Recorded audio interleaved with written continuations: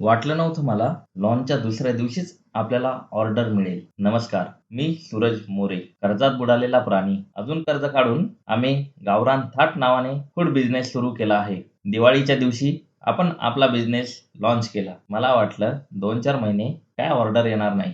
सकाळी उठून मस्त निवांत टाइमपास करत बसलो. मोबाईलवर मेशो कस्टमर केअरचे 2 कॉल आले होते. मी काय लक्ष दिलं नव्हतं. गाणे पाहत मस्त निवांत आराम करत बसलो. बऱ्याच मित्रांनी आपल्या वेबसाईटला व्हिजिट करून ऑर्डर कशी करता याची ट्रायल घेतली होती, ज्यात आम्हाला काही त्रुटी सापडल्या आणि त्याच त्रुटी आम्ही दूर करत बसलो. सहजच मी मेशोचं स्टोअर ओपन केलं. पाहतो तर काय, आपल्याला पहिली ऑर्डर मिळाली होती. मी भलताच खुश, कारण बिझनेस लॉन्चच्या दुसऱ्या दिवशीच ऑर्डर मिळाली होती. मी लगेच आईसाहेबांना सांगितलं, ऑर्डर आली आहे, लाडू बनवावे लागतील. मित्रांनो, आपला बिझनेस सध्या डिमांड आणि सप्लाय या तत्वावर सुरू आहे. म्हणजेच ऑर्डर आली तरच आपण फ्रेश लाडू बनवून देणार आहोत. विनाकारण लाडू बनवून ठेवणार नाहीत. म्हणून आम्ही झटपट लाडू बनवायच्या तयारीला लागलो. लाडू बनवले, त्यांना फॅनच्या हवेखाली ठेवलं.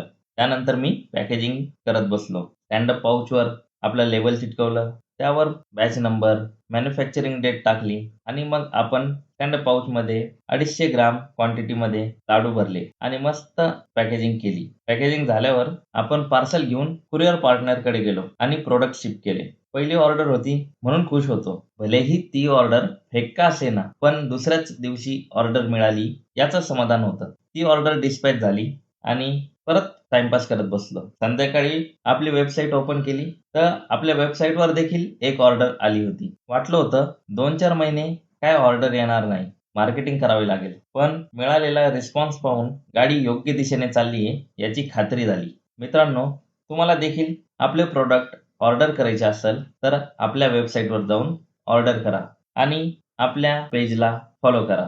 जय महाराष्ट्र.